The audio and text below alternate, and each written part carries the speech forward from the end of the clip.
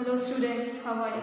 So today I am going to continue with my same lesson, that is climate, soil, natural vegetation and animals of Karnataka. So today my topic is soils of Karnataka. So I am going to explain you all about the red soil and the black soil.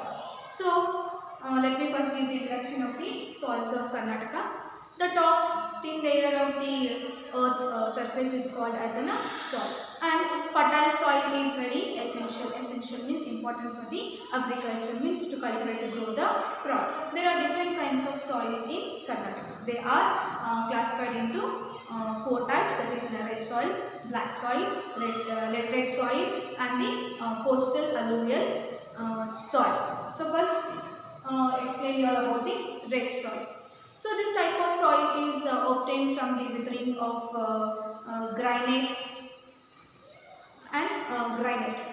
It consists of iron oxides, and hence it is red in color.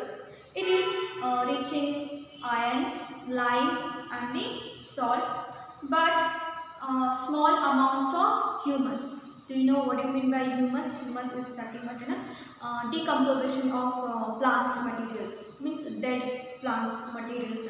So these iron oxides, iron, lime, salt, these and all are minerals you get in this soil, and it is light as thin layer, and it is not very fertile also, and its capacity for moisture retention is less, means the water consistency in the soil is, it won't hold the water, and it is widely distributed in Karnataka and found more in South Karnataka, and the crops cultivated in the soil are ragi, jawar, bajra, millets, pulses, tobacco and groundnut.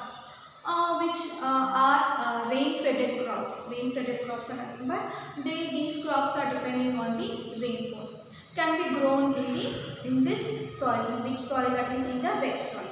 And areas with irrigation facilities can grow paddy, sugarcane, potato, vegetables, all vegetables, banana, coconut and the areca nut. You know what do you mean by areca nut? Areca nut is nothing but a betel nut. You can see supari and red soil is found in which are the districts, that is in Tumukuru, Bengaluru, Ramnagar, Chikkaballapura, Kolar, Chamarajanagar, Mandya and the Mysore.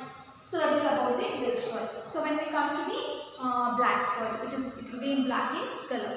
So this kind of soil is found by the weathering of the basalt rocks. Do you know extrusive igneous this? You must have seen the volcano. So when it is the liquid magma, when it is inside, it's called as an intrusive. When it comes erupt outside, it's called as an extrusive. So this black soil is found by the extrusive rock of the volcano. So it is rich in the aluminium, magnesium and the oxides of the iron. It will be in the glassy. And hence it is black in color. It is also called as a black cotton soil. So most probably what we see in the black soil, then most probably they will grow the cotton. This soil has the ability to retain moisture for many days. It can hold the moisture for the many days. What we have seen in the red soil, it can't hold the moisture, and since it is rich in soil nutrients, a variety of crops can be grown in this soil. For example, like cotton, jawar, maize, sunflower, chili, paddy, pulses and onions. And this type of soil is extensively found in the districts of the North Karnataka. For example, like Dharwad, Gadag, Bellary, Kopla, Kalaburgi, Yadgiri, Bagalkota,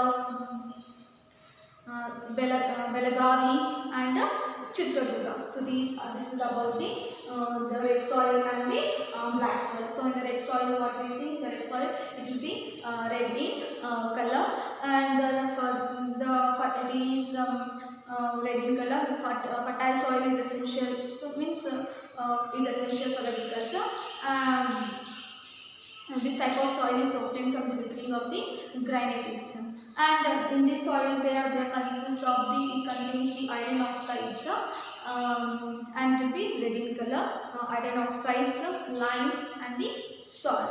And it is also, but also with the amount of the humus. Humus means what? It is called as a decomposition of the plants, materials are decayed, and it is light in color, and it is very thin, and the moisture in the soil is very less. And in which are the places, districts, this kind of soil we can see, that is in Tumkur, Belagavi, Ramanagar, Chikkaballapura, Kolar, Chamarajanagar, Mandya, and the Mysore. And the crops are grown in this area are ragi, jawar, bajra, millet, pulses, tobacco, and groundnut. They are called as a rain-fed crop. Means these crops are depending on the rain. With the irrigations like potato, vegetables, coconut, sugarcane, paddy, areca nut, these are grown with the help of the